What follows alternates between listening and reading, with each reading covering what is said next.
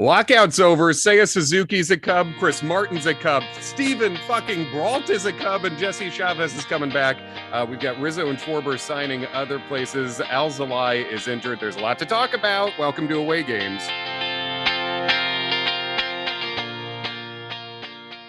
Hey everybody, welcome to Away Games, a Chicago Cubs and baseball podcast hosted by two comedians who love the Cubs but live in New York. And holy hell, we actually have things to talk about for the first time since, I don't know, late November. I'm Adam Amawala. I'm here with Kevin McCaffrey. Follow us at Away Games Pod. Kevin, how you doing, man? I'm all right. It's been, I like that I'm listening to baseball things. I'm watching baseball things.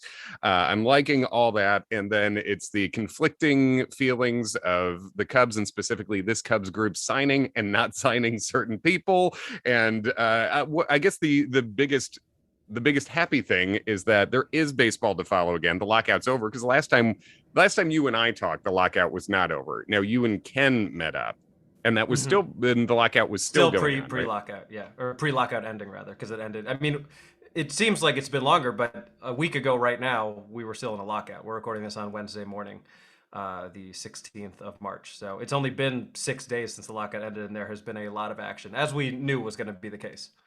Yeah. So I mean, basically, how I feel as a Cubs fan is that good things have happened, but it's currently unfinished, I guess.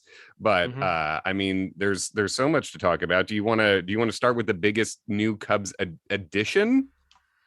Yeah, well, there's been a lot of tumult in the Cubs Twitterverse, especially last night when there were rumors of the Cubs re-engaging with Rizzo and Schwarber. Then it was broken that Rizzo had re-signed with the Yankees for 2 years, but and Schwarber with the Phillies for 4 years, 79 million. Yeah, earlier today. I think that the former Cubs core just wants to be closer to you and me. That's what it feels like. Yeah, they're all shifting east, and with rumors of Chris Bryant going to Philadelphia and them building the core of an offense that is literally exactly what we wanted a couple of years ago, with Schwarber, Bryant, and Harper over there. Yeah, they're everyone's moving slightly closer, and Rizzo obviously closest out of everybody. Right.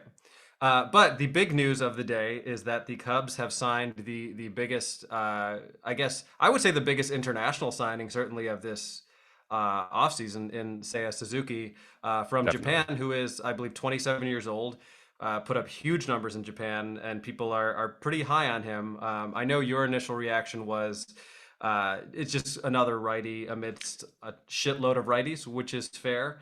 Yeah, I wouldn't say my reaction is like just another righty. I think he's exciting and good, but it's fit wise, it's interesting, right? Because they signed him 5 years, 85 million. It's unclear whether that includes the posting fee or whether that is the salary. It was initially reported at 5 and 70, and then we started seeing more 5 and 85. Right. So yeah, and so I like Seiya Suzuki, and I think he's exciting, but yeah, it's an extremely right-handed lineup, and especially when they had been connected to obviously Schwarber and Rizzo, guys who then went elsewhere. Yeah, I mean, it's a nitpick, but yeah, that was one thought I had. Well, Conforto's still out there. I don't think it's likely, but Conforto and Freeman, left-handed bats. Yeah, I mean, this is the thing. So Conforto is out there. If the Cubs can play a 7 outfielder formation, then that could be something. Because now, I mean, you talk about the guys who are outfield or DH, I guess, but outfield DH only positions on this team. So you've got Ian Happ, you've got Hayward, Ortega, Seiya Suzuki now. Brendan Davis is going to be up at some point this year. Michael Hermosillo, Clint Frazier was an interesting signing that the Cubs picked up too. Rafael Ortega, yeah, you didn't mention him. Yeah, so it's a ton of outfielders, but I think to be positive, to start positive first, the Seiya Suzuki is a very exciting player. He's interesting, and offensively, I think it's tough to know how things are going to translate from Japan to America. And there obviously you've had like all-timers like Ichiro Suzuki and Hideki Matsui who've come over and basically. But you've also had Kaz Matsui. Yeah, you've also had Kaz. You've had the other Matsui. You've had Tsutsugo, who came over a couple years ago now. At this point, it was a big power bat. Shogo Akiyama, and of course Fukudome. Yeah, Fukudome too, who I think is a guy who is overall better than fans remember, but he wasn't the stud Mm-hmm. that I think people were hoping for early. But I do want to say Seiya Suzuki's offensive numbers are better than Tetsugo and Shogo Akiyama's were. So it's not whatever happens, he should be better than those guys. He is 27, which is about as young as you're going to get a free agent. Mm-hmm. And for those who don't know him, just a brief sort of rundown on him. He's won the Gold Glove. He's won a Gold Glove in the outfield. I think 3 times. I could be wrong. It could be 4 even. But he's won several Gold Gloves in Japan. He's a guy who he looks strong. He's like 5'11", 215, but he moves pretty well. And I think he's a guy who profiles in right field pretty directly, who might be able to man center field in a pinch a little bit, like sort of how Dexter Fowler had good numbers playing in the relatively smaller center field of Wrigley Field. I think that's something that maybe Seiya Suzuki would be able to pull off. But mainly you're looking at Seiya Suzuki being the Cubs' right fielder primarily for the next 5 years. And he's got a plus arm. He walks as much as he strikes out in Japan. Again, you expect those numbers to get slightly worse, but that's a good profile. And just a lot of power from this guy. I think if you're looking for a big league projection, you can expect 20 plus homers, I think is like a good place to start. So where does that leave Jason Hayward? I mean, I think it leaves Jason Hayward on the bench. I think is just where you have to realistically be at this point. Now, obviously, another piece of news is that David Ross has been extended 3 years. Have feelings about that? I feel good about that. I mean, I feel like we kind of have to. He came into a situation that has now changed dramatically, so I feel like it's only fair to see how he does in a more rebuilding-ish era. Yeah, I think so. I think how I feel about this is you might as well. Like Mm-hmm. I don't have any problems with David Ross as a manager. I don't know how high to be on him yet. Obviously, I like him Right. as a guy, but yeah, I don't think I don't think any significant problems of the Cubs can be laid at his feet. So I'm cool with that. But we know Right. in terms of Hayward, we know Rick how Rick Renteria is not walking through that door. Rick Renteria is not walking through that door, folks. If he did, I'd be fine with it, I guess. I mean, I don't know. Poor guy. Yeah. But I think we know he's a guy who likes putting Hayward in that lineup. They're extremely close. Obviously, Hayward, we know the famous story about Hayward paying for Ross's suite in his final year with the team. They go back to Atlanta. And that I'm not saying that Ross is just gonna buddy up and play Hayward every day, but I mean, like Hayward, I think is gonna play early on probably more than a lot of fans want. I wouldn't be that surprised to see Suzuki in center, happen left, and Hayward in right a good number of the days. And one thing that's going to get the Hayward bat in the lineup and possibly the Ortega bat is just how right-handed the lineup is otherwise as we speak right now. Right. So who were you realistically hoping for as we headed into this week out of the lockout? I mean, I think certainly we were all hoping for another big bat and probably some pitching help. So like given where we're at right now, what more do you want to see done, and what do you think realistically could happen? Well, as it's a very good question. To me, it feels like there's one significant move left out there for this offseason, Mhm. whether that is by trade, whether that's free agent, whatever that is. It feels like there's one more truly significant move, and things are happening very quickly as we do this now. As we do this podcast on, it's Wednesday morning, correct? It is. Mhm. Okay. Yeah. So, I mean, just scrolling Twitter just now, we see the Cubs also signed Stephen Bralt, who's a left-handed pitcher who Adam was just looking up. He's what, 29? Yep, 29. 29, guy Um, who's yeah. pitched with the Pirates, has sort of gone back and forth as a starter and reliever, basically a no risk signing. Yeah, yeah. I mean, this is like another person to see what he's got. This is kind of like a classic Cubs. Let's see if this turns into something, and if not, it's a fairly low risk signing. Basically, yeah, Bralt started in Pittsburgh's bullpen in 2018, was moved into the starting rotation because of an injury, did not pitch very well, got moved back to the bullpen. And then over the past few years, obviously 2020 was a shortened season. And then last year he was dealing with injuries. So like he's a perfectly fine guy to try out. I'm just seeing here from his Wikipedia page that he majored in music performance with a vocal performance emphasis and has sung the Star Spangled Banner before Pirates games. So I Yes. mean, he recorded a music album, A Pitch at Broadway, celebrating the Yes. greatest songs from the top Broadway musicals of all time, featuring songs from the musicals Hamilton, Wicked, Phantom of the Opera, Dear Evan Hansen, and more. I mean, I love this guy. Let's get him on the pod. It's I don't know it, how he's going to pitch, but that's very interesting. it's pretty fun. Yeah, we got an artist in the squad. That's pretty great. We A Pitch at Broadway is really great. It's That's really a great good. name. So a man with perfect pitch, we hope. Stephen Bralt. That's an Adam Mamawala wordplay special right there. CC obvious shirts. Yes. And again, I want to make sure that we're because I think a lot of Cubs fans, possibly us included, have kind of forgotten that the offseason didn't start 6 days ago. Yeah. Like, it's important to remember that the Cubs in this offseason have also signed Marcus Stroman, arguably the best starting pitcher available. Yeah. I mean, I guess you could say Scherzer was or whatever, but like, Sure. I think Stroman is certainly up there or top three. And also Wade Miley, who I think is someone who could be a very productive player. It started the Reds super tank, the super tanking Reds and the super tanking A's, who I don't know if you saw, but are trading Matt Chapman to the Blue Jays too. So the A's are getting rid of absolutely everyone. The Blue Jays are fucking going for it. So the Blue Jays are a fun team to look at. Just quick summation of the other players the Cubs have signed. Also, as you said, Stroman. Signing the Stroman, to me, you can quibble with what did you prefer, Gausman or Ray, or Scherzer was out there too. But Stroman, you cannot be mad when your team signs what is arguably the top starting pitcher on the market. That's a great signing. We're psyched about it, and signed him for 3 years, and he has an opt-out after 2, I believe.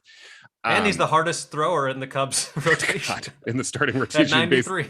Basically is. And the Cubs, as we speak now, are being rumored to be talking to Zach Greinke, which would bring the fastball miles per hour. I don't know if it'd bring it up or down, but it's right in that fucking 89 mile an hour sweet spot that this team real is Dan into. Heron, I throw 89 sort of vibes. And I with what this team looks like right now, I'm totally cool with having Greinke show up there. There's so much jumping around here, but Chris Martin, speaking of music, Chris Martin was a reliever that the Cubs signed as well. He was a very good reliever with Atlanta last year. He's sort of a late bloomer. I believe he's 35. He's 6'8". He's a big boy, and that's a good signing. And our old friend Jesse Chavez is back as well, who was also really good with Atlanta last year. He's 38, I think, 38, 39, but his strikeout numbers were good. His ERA numbers were great last year. So these are like solid bullpen pieces that the Cubs have added. And then the other main notable pre-lockout signing was Yan Gomes, who was probably maybe the best catcher on the free agent market, but hopefully the best backup catcher in terms of how the Cubs will use him. Right, which was a huge issue for the Cubs last year, as we learned. And also, I think at the time, I feel like that was one of the early moves. That was one of those like, please let this not be the Yan Gomes offseason in the way that the Descalso offseason happened. So yes. I'm glad that has not been the case. And it's also good to hear that the Cubs are still spending, which they should be. I get that this is not, even if they signed Freddie Freeman, which they won't, I still don't see this as a World Series team. But there is no reason that a team of this size shouldn't be competing as they're rebuilding. Well, and this is not realistically competing for a World Series. This is absolutely true. And the Cubs still have, depending with some wiggle room and some variables, as we speak right now with everyone we've mentioned, the Cubs have about $80 million, between $70 and $80 million under the cap that in baseball is not even a real salary cap. But they're sitting around in the 150 to 160 range in terms of payroll and after everything that's included. So they have in this year about $70 to $80 million under that cap. There's no reason for this team to ever not be around the $200 million mark when you're talking about a $230 million cap. They should be willing to spend all the way up to it to contend. And obviously, and the only reason to really leave yourself room under that is to pay to extend players, which we know the Cubs have been abject failures at getting done. And about extending people or about signing major free agents otherwise. So we talk in our text chain with us and our friend Ken Schultz. we're talking about like, what else we want to see happen here. And we don't think they're going to sign Freddie Freeman, who's very available. And with less, it seems like Boston and the Dodgers are the main ones in on him now. I mean, they could sign Freddie Freeman at a $30 million a year deal, get that a premium left-handed bat in this lineup, and that would cover this next contention window.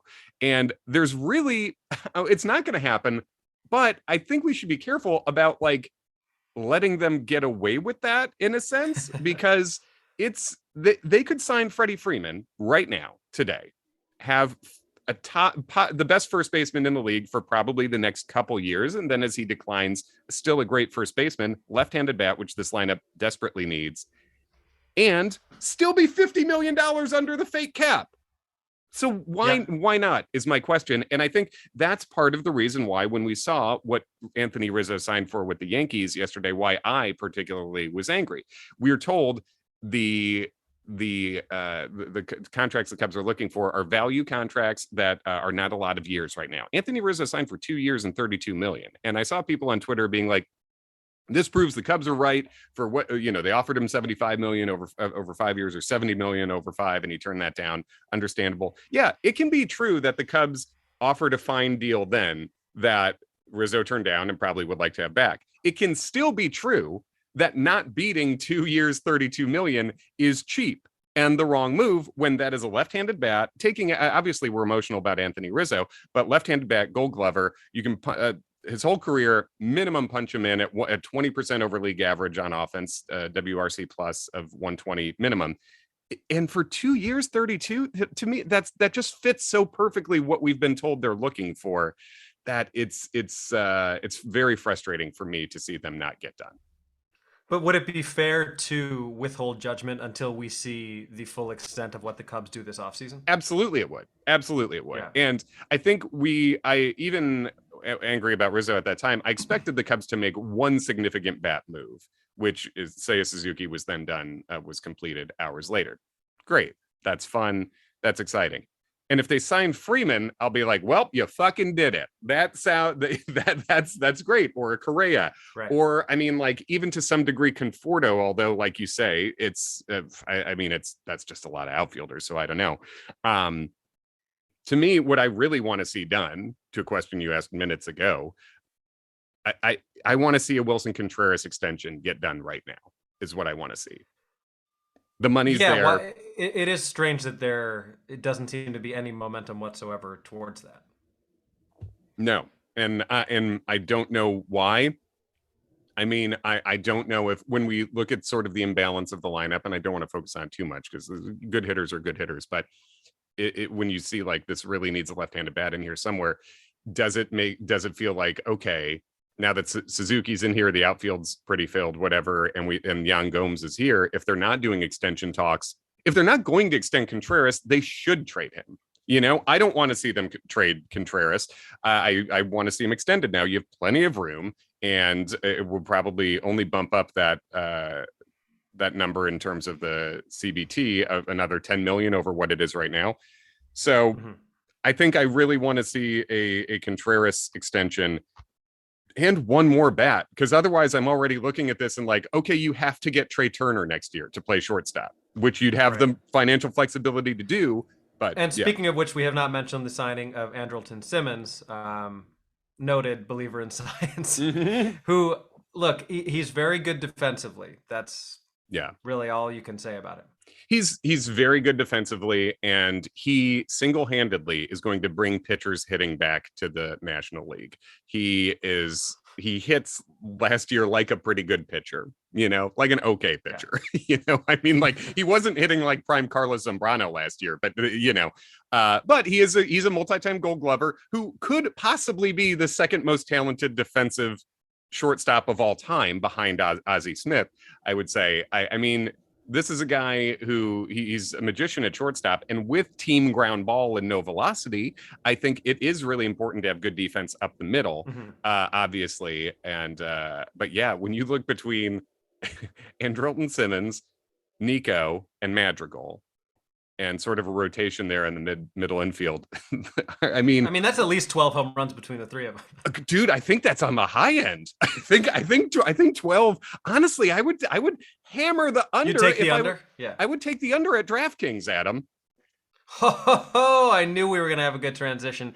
You know what? If you want to take the under or the over at DraftKings, I have good news for you because DraftKings at Casino Queen Sportsbook is officially live with mobile sports betting right here. And when I say here, I mean where some of you are in the land of Lincoln. So to celebrate Illinois going mobile, new customers can bet just $5 on any team of their choice and get $200 in free bets instantly.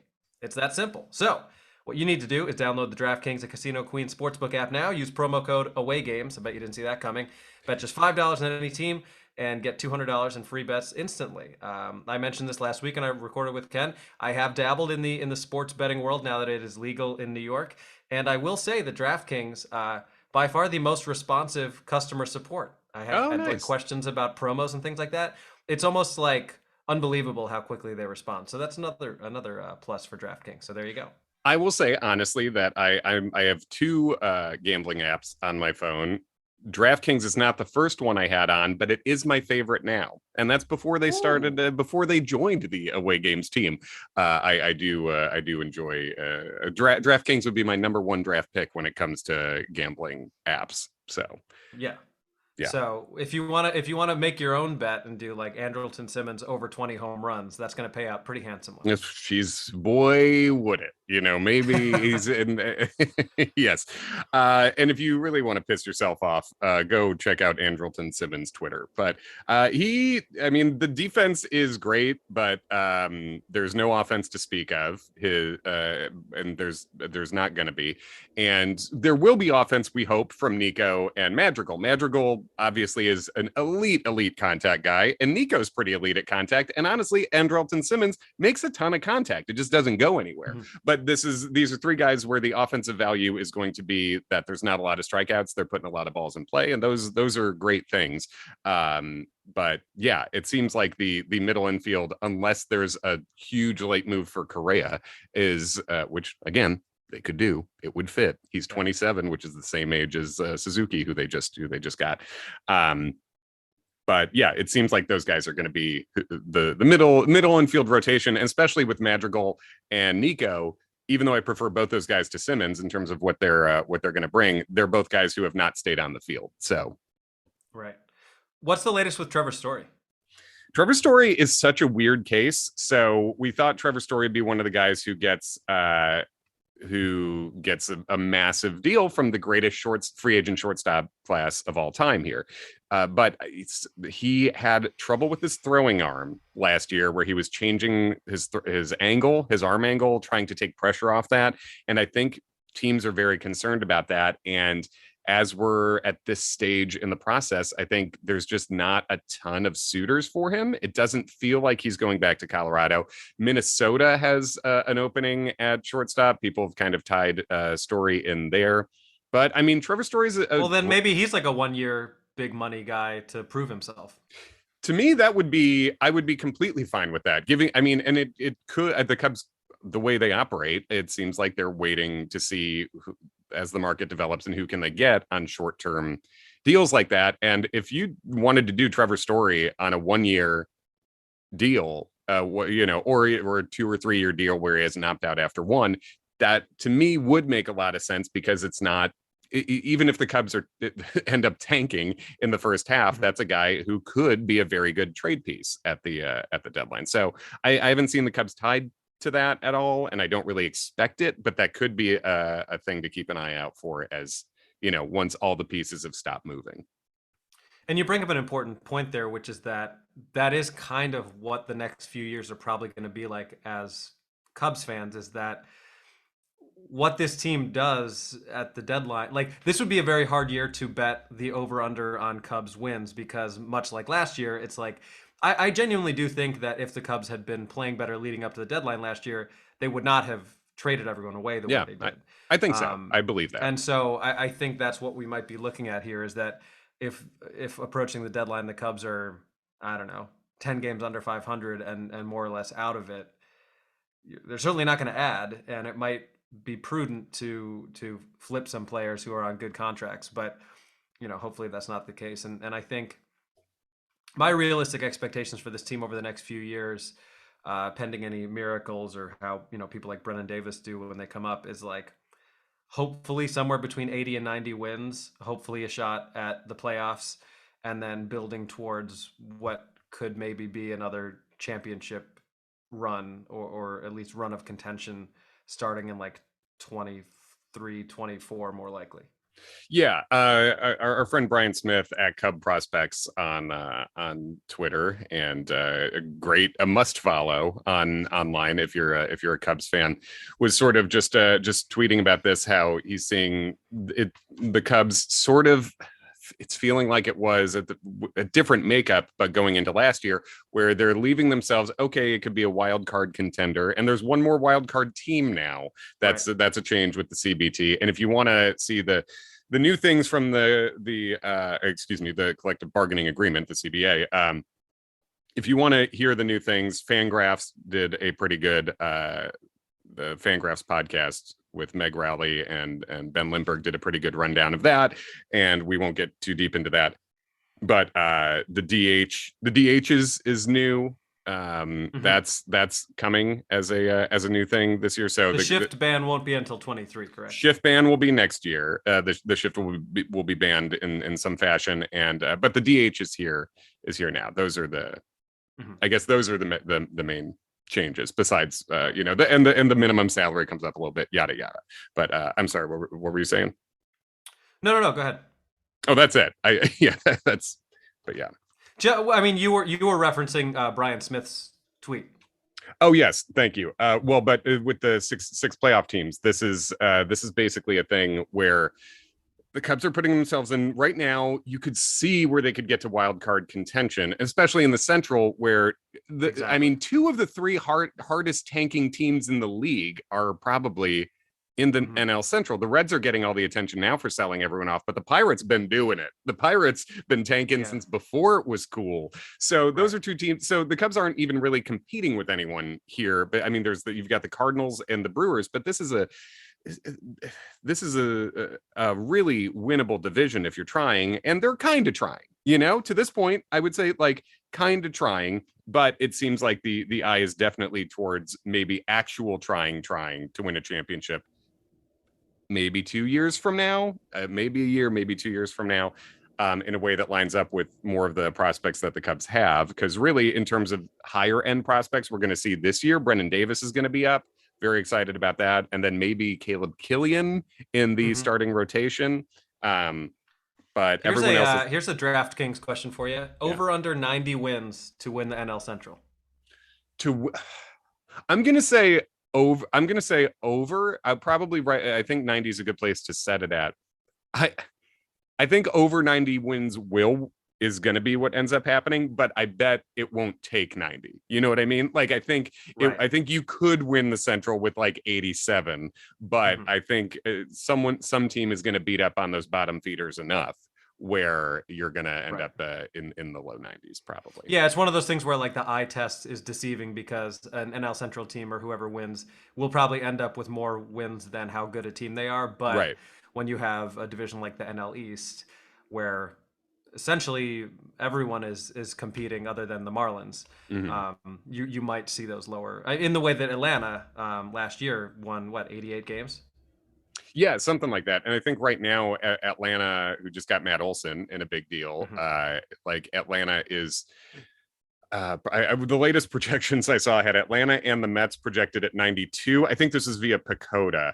And the Cubs projected at 69, baby. So nice. That is, what. Well, I believe at one point I did threaten to get Pacoda tattooed on my ass if the Cubs were under a certain number. So I don't know if I have to get 69 tattooed on my ass. We'll figure it out. Sure, I'd have to get 69 tattooed on my ass again. That would be too bad. I thought the other one was a 96. Yeah, well, it depends on. It's all a matter of perspective. Yeah. Yeah, exactly. Yeah. So we mentioned Rizzo signing with the Yankees. Schwarber is over with Philly. 4 years, just under 80 million. Adbert Alzolay, it was just transferred to the 60-day disabled list. He has a shoulder issue that really sucks because, I mean, you were penciling him in as your 3 or 4 starter probably this year. And now, I mean, it's hard to count. It's hard to think Alzolay is a starter in this league with the amount of physical problems he's had. So this might be the end of, it might not be the end, but I think we're starting to look at Alzolay hopefully as a multi-inning reliever, going forward, if he's just had a lot of injuries and has not been able to put up that many innings. Right. And we did see recently that David Ross projects Mills as a starter, feels that he is deserving of that role. Yeah. So at this exact moment of recording, pending any future signings, and who knows how Bralt fits into that. It seems like that might be more of a bullpen guy. Right now, we're looking at a starting rotation of Hendricks, Stroman, Miley, Mills, and then some combination of Keegan Thompson and our boy Justin Steele, who soon to be dad. Congrats, Justin Steele. Yeah, Justin Steele, about to be a dad. That's very cool. He saw those very nice announcement posts on Instagram. But yeah, I think you're looking at right now, I think probably Justin Steele to be your favorite for the 5 spot right now. Also, Keegan Thompson would be considered, and then probably Stephen Bralt will be stretched out early, I would assume. And then there's probably going to be another signing, whether it's a Greinke or someone else who you'd compete there, because you can't assume health for all these guys too. So you want a little more depth there. What do you think Greinke has left in the tank?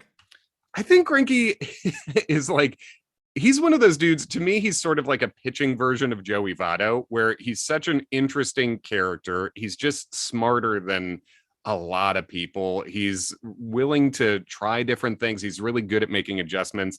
I think Greinke is. I don't think it's going to cost a lot to bring wherever he ends up signing.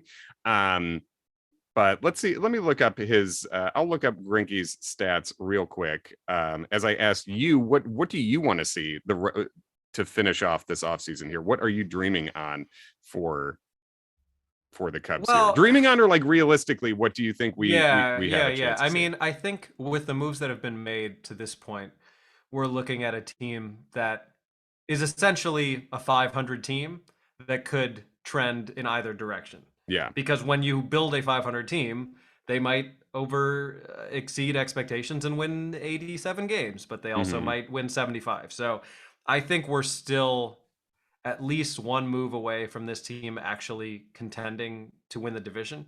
Because I think that has to be the realistic goal right now, is there's no scenario in which the Cubs, I think honestly, even if they signed a Freeman, I still wouldn't project the Cubs as the top team in the NL. No, because the Braves are really good. The Mets are really good. The Dodgers are really good. The Giants just won 107 games and lost some players. It's going to be hilarious when the Mets miss the playoffs again this year. I will really enjoy that if that happens. But yeah, there's teams that are significantly better. But you look in the Central, and the Brewers have that awesome top of the rotation. Brewers also just signed Andrew McCutchen, which he's a fun guy, and too bad to see him up in Milwaukee. But that offense is pretty bad. The pitching is really good in Milwaukee, but the offense is pretty bad. And the Cardinals, I think you'd say, are the favorites right now. They've got Arenado and Goldschmidt on either end of that infield, which is pretty great to have. But the Central is very winnable. I think one more significant, if the Cubs somehow got a Correa or a Freeman, I would feel pretty good about the Central at this point. I think where the biggest, they're basically one big bat and probably one significant starting pitcher away from being something that you could really get excited about in terms of a contender. I also think the Cubs probably have to add an actual like a closer, of some sort, a high leverage reliever. Probably Cody Hoyer is also out for the year, unfortunately, in injury news. Who was fun guy, came over in the Kimbrel trade. Can always just trade for Kimbrel again, but I guess that's true. Yeah. Yeah, I'm trying to think of who makes sense at this point. Like, I just my concern is, and I want to preface this by saying that I really enjoy both of these guys. If you're coming into this season realistically expecting Schwindel to repeat what he did towards the end of last year, Mhm. or Patrick Wisdom to hit 40 home runs and not strike out a ton, you got another thing coming. I just think it's too much of a risk to assume the best out of guys who have not proven it over a long period of time. And also David Bodie is constantly injured and has really not. I mean, he's just not been particularly good. I think he's perfectly fine Yeah. for the contract they gave him, which is 3 million a year for 5 years. But like, whatever we were dreaming on with Bodie, I think we've seen that he's like a perfectly serviceable big leaguer, but not someone who's going to be a star. I think you just can't really, yeah, he's here and he's fine to have on the roster, and you just can't really count on or consider him as part of your team right now. Like if he pops up and is a regular contributor, that'll be probably because of a series of other factors, including injuries and maybe him breaking out in some way, which would be great, but you can't count on it at all, I think. And Yeah. as you know, Ortega is another guy to throw in the mix there too, right? Where I mean, the Cubs have enough outfielders now where you don't need Ortega to repeat what last year was, but Mhm. yeah, I mean, you have Schwindel looked really good for a kind of extended run. And the peripherals are good too. This it was not a lot of luck. The guy looks like he can hit a baseball. But it's hard for me to count on that. And like Wisdom, obviously, we saw was just striking out at like rookie Javi Baez levels, Mhm. in the latter part of last year. So yeah, I would love to see. Honestly, realistically, I'm hoping I don't know how realistic it is when they haven't engaged on contract talks yet, but maybe now that the roster is a little settled and they know where they're going to be at financially, I would love to see a Wilson Contreras extension and some other bat signing, like some left-handed bat to come in here, who could be at least at the level of a starter. What sort of numbers do you think we would be looking at to get a Contreras extension done? So, I mean, I think probably 5 years, 100 million on the high end. I It's think, literally the exact figure I was thinking is yeah. 500. So Yeah. let's say, I don't know. I think the numbers I'm seeing right now, I think 5 and 80 would probably be, I think that's like a decent pitch for the Cubs to Mhm. start at. Um, and and certainly looking at what Wilson is in relation to other catchers in the league and hoping, knowing that there's offensive talent in there and hoping that now with a legitimate backup catcher and with the DH spot, you can keep him rested a little bit and maybe get a little bit more out of that bat when this is a guy who also has about as good a throwing arm as there is, who's gotten a lot better at calling games, a lot better at framing pitches. I Mhm. just don't. I I think I don't see why you wouldn't lock this guy up for 5 years and probably somewhere between 75 and 100 million. I would do it this instant. The Cubs are not going to be anywhere near the fake top end of the Right. competitive balance tax. So they've got the room. I'd say just do Yeah, it. and I mean, you tweeted from the Away Games account at Away Games Pod. I think it was like maybe last year, just kind of like a laundry list of everything that Contreras brings to the table, both as a player and as a human being. With the takeaway as like, if this is not the kind of person who you want to extend, who is? But then again, you could say Right. that for Chris Bryant or Anthony Rizzo or any number of players who the Cubs have not extended. And yes, it is valid to say that in some of those cases, the Cubs, if they did actually make offers, because there was all that controversy about like, did the Cubs actually offer Chris Bryant this money I, or did they not? I think I'm trusting Chris Bryant when it comes to that, who says no, 100%. they offered him once after Right. 2016 and not again. Yeah. Yeah. But point being, like, yes, you can make the case now that Rizzo perhaps should have taken that extension and that it wasn't as offensive an offer as we all thought it was at the time, given Rizzo's injury history and his age and blah, blah, blah, blah, blah. But the point being, the Cubs do not have a good track record of extending core players. No, So it would be foolish to expect them to do right by Contreras now. No, indeed. I think one thing that some fans are missing here. I mean, a fan how you want a fan. If you want to run your favorite baseball team like a soulless hedge fund, then I guess that's cool for you. Great, Mhm. but like I don't cheer for money saved. I don't like that doesn't do anything for me. When the Ricketts, who have been crying poor for as long as they have and are now readying a bid for a multi-billion-dollar soccer franchise, Chelsea FC in London, who their owner was Roman Abramovich, a Russian oligarch who, because of some of his investments and his ties, has recently had to sell the team. Now the Ricketts suddenly have a few spare billion lying around where they so they're in on that.